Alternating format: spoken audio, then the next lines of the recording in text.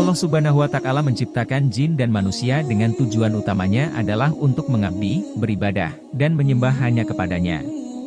Setiap tindakan manusia nanti tagih di akhirat. Apa saja hal yang dipertanggungjawabkan di hadapan Allah di akhirat kelak? Setidaknya ada 5 hal yang dipertanggungjawabkan di hadapan Allah di akhirat menurut penjelasan Ustadz Abdul Somad. Setiap detik perbuatan manusia selama hidupnya di dunia akan menentukan kehidupan di akhirat nanti. Apakah mereka pantas untuk ditempatkan di surga atau neraka? Allah berfirman, dan tiadalah kehidupan dunia ini melainkan senda gurau dan main-main.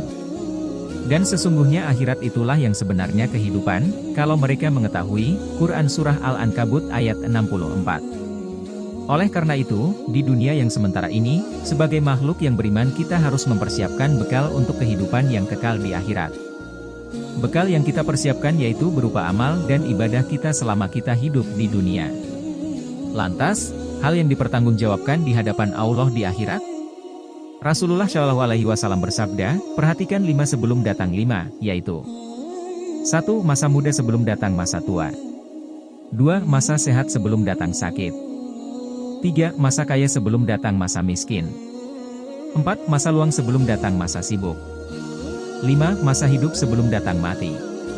Masa muda adalah saat yang sangat produktif karena energi seseorang melimpah ruah, dan potensinya untuk melakukan sesuatu yang sangat besar akan terjadi. Selagi masa muda harus banyak dimanfaatkan untuk kegiatan yang bermanfaat, melakukan kebaikan dan beramal syolih. Karena ketika datang masa tua, segala aktivitas kita akan terbatas dengan fisik yang mulai lemah.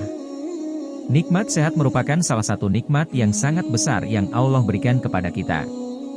Jadi, jagalah masa sehat untuk beramal kebaikan sebelum datang sakitmu. Ketiga, jagalah waktu luangmu sebelum datang waktu sempitmu.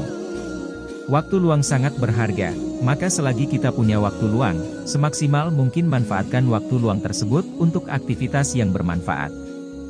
Perbanyak amalan ibadah, amalan kebaikan seperti menolong orang lain yang membutuhkan, atau melakukan hal-hal yang sekiranya bermanfaat. Ketika Allah Subhanahu wa Ta'ala memberikan nikmat lebih berupa harta yang melimpah, maka ingatlah di situ pada hakikatnya ada harta orang lain. Oleh karena itu sebagai tanda rasa syukur kita, sebaiknya kita berbagi kepada sesama terutama yang membutuhkan, karena rezeki setiap orang itu berbeda-beda. Selagi rezeki lapang, sempatkan untuk bersedekah sebelum Allah ambil kembali rezeki yang telah dititipkan kepada kita. Yang terakhir, jagalah masa hidup sebelum datang kematian. Kematian merupakan suatu kepastian dan salah satu takdir dari Allah yang tidak bisa ditebak dan disangka-sangka. Bisa jadi orang meninggal karena sakit, bisa jadi orang yang meninggal tiba-tiba tanpa tanda-tanda karena sakit, bisa jadi orang meninggal karena sudah usia tua renta. Atau bisa pula orang yang masih usia belia Allah sudah panggil. Oleh karena itu, selagi kita masih diberikan kesempatan hidup, perbanyak amalan-amalan kebaikan sebelum datang waktu kematian kita. Saling bantu-membantu sesama di lingkungan masyarakat maupun di lingkungan kerja agar kita dapat menjadi orang yang bermanfaat.